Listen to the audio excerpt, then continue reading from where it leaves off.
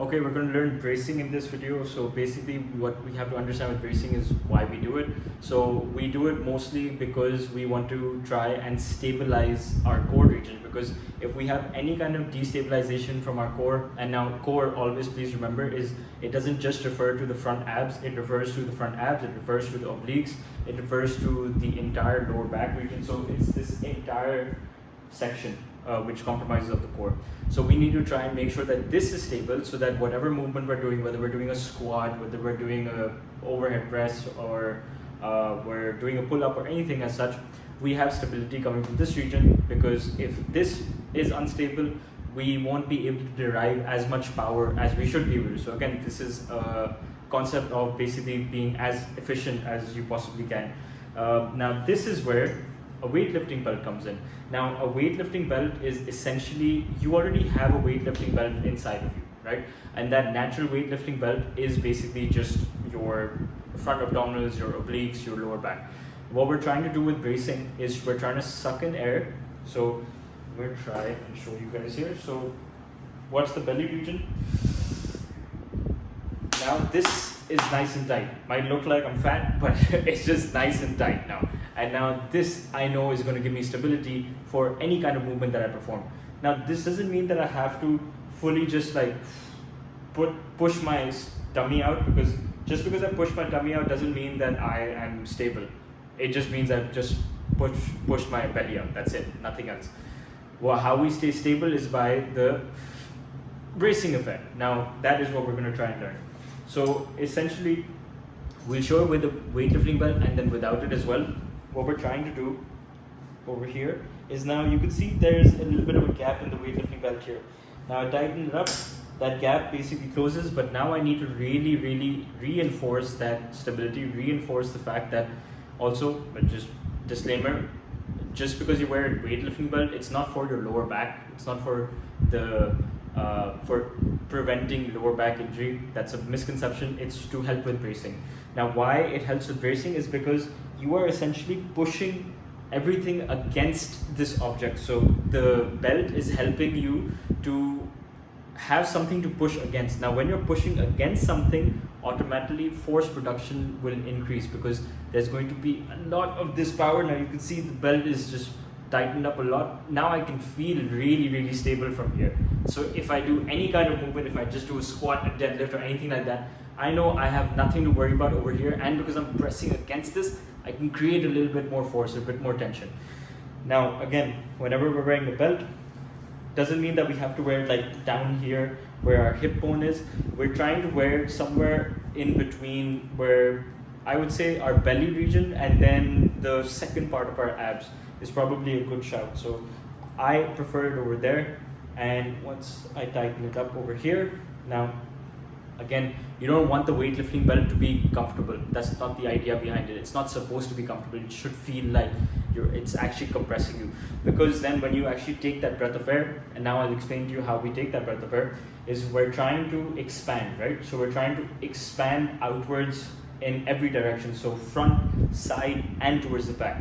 So what I like to do personally is I like to just breathe out a bit, just relax.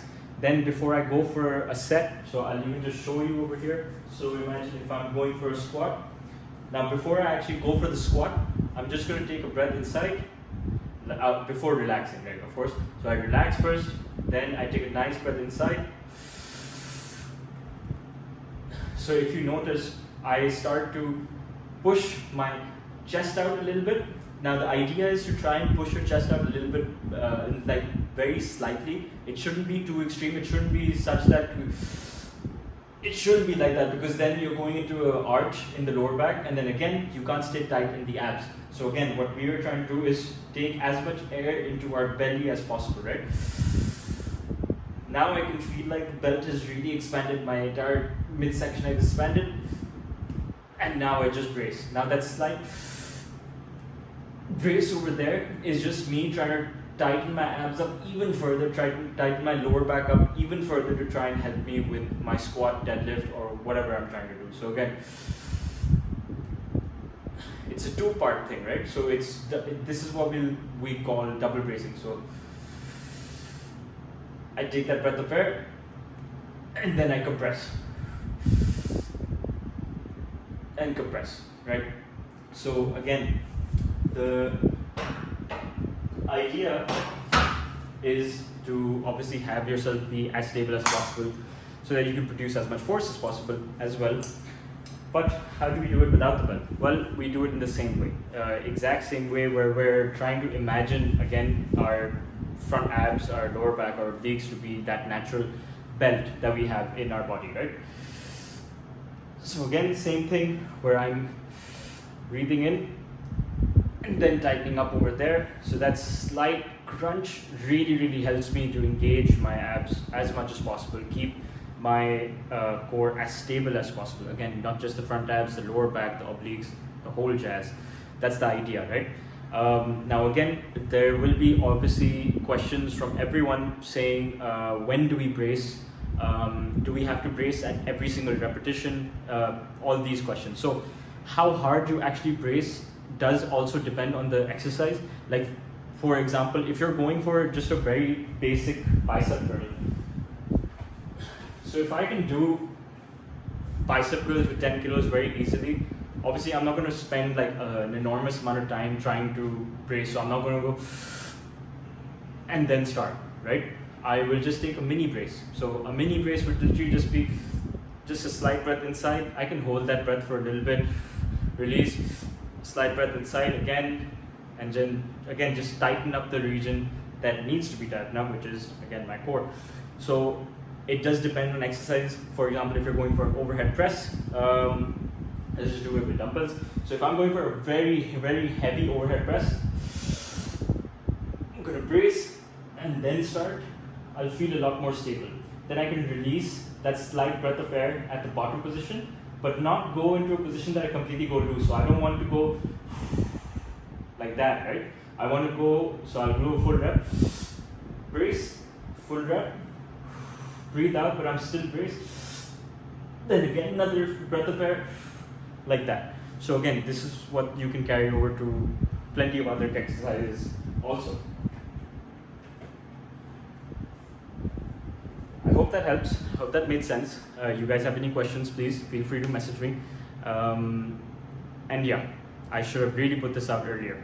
But thank you specifically to Manur as well, who really pushed me to get this video out. So I apologize for the delay. This should have been out way earlier, but I hope this helps everyone. This again goes for pretty much all your exercise. It doesn't have to be specific to just a barbell back squat. It doesn't have to be specific to a deadlift.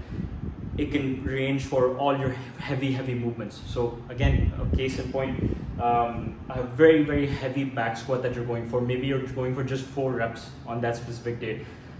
I would personally say brace on every single rep. So you do 1 rep, then you brace at the top, go down for your 2nd rep, brace at the top again, go down for your 3rd rep, like that. But if you're going for if you're going for higher repetition sets, then you don't have to brace on every single set, every single rep. You can get away with just doing a brace, doing 2-3 reps, and then bracing again, 2-3 reps, and then restarting like that. And yeah, thank you guys, bye.